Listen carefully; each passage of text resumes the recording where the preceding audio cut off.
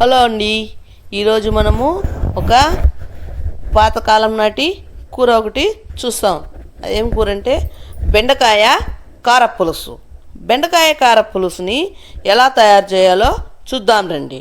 బెండకాయ కారపులుసుకు కావలసిన పదార్థాలు: బెండకాయలు, నూగులు, టమాటాలు, ఎర్రగడ్డలు, పచ్చిమిరపకాయలు, చింతపండు కావాలండి.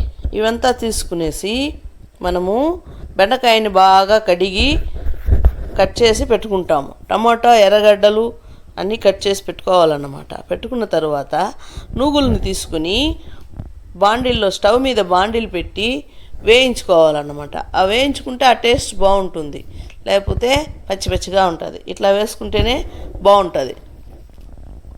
బెండకాయలు తింటే మంచిది కదా. ఈ బెండకాయ కారపులుసు అంటేనే నోట్లో నీళ్ళు ఊరుతుంది అనమాట. ఆ నూగుల్ని బాగా వేయించి దంచి పక్కన పెట్టుకోవాలన్నమాట. బాండిల్లో నూనె పోసి పోపు గింజలంతా వేయాలన్నమాట.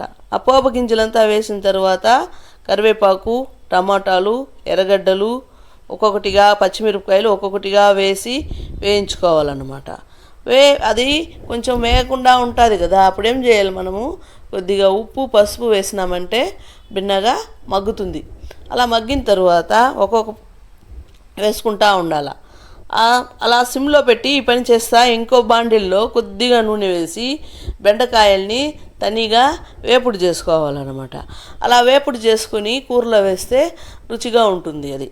కాబట్టి మనం అదా తనిగా వేపుడు చేస్తూ ఉన్నామన్నమాట.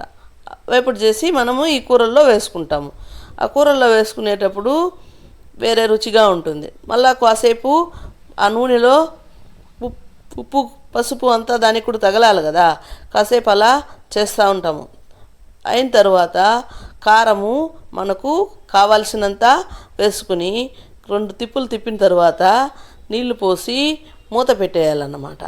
ఆ మూత పెట్టినప్పుడు అది అలా ఉడుకుతూ ఉంటుంది. బెండకాయలు ఎక్కువగా ఉడకనవసరం లేదు కదా, కొంచెం సమయంలోనే ఉడికిపోతుంది. కాబట్టి మనము మళ్ళా తీసి పులుపు నానబెట్టుకున్నాం కదా, దాన్ని కలిపి ఆ పులుపుని ఆ కూరల్లో పోస్తామన్నమాట. పోసిన తర్వాత కాసేపు ఉడకాల. ఆ పచ్చి వాసన పోవాలి కదా. ఆ పచ్చి వాసన అంతా పోయేంత వరకు ఉడికిస్తామన్నమాట. ఉడికిన తర్వాత లాస్ట్లో నూగుల పొడి దంచి పెట్టుకున్నాం కదా, ఆ నూగుల పొడిని కూడా వేసేయాలన్నమాట. వేసేస్తే ఆ రుచి వేరే లెవెల్లో ఉంటుంది. ఇది అన్నంలోకి తినవచ్చు, చపాతీ, ఇడ్లీ, దోశ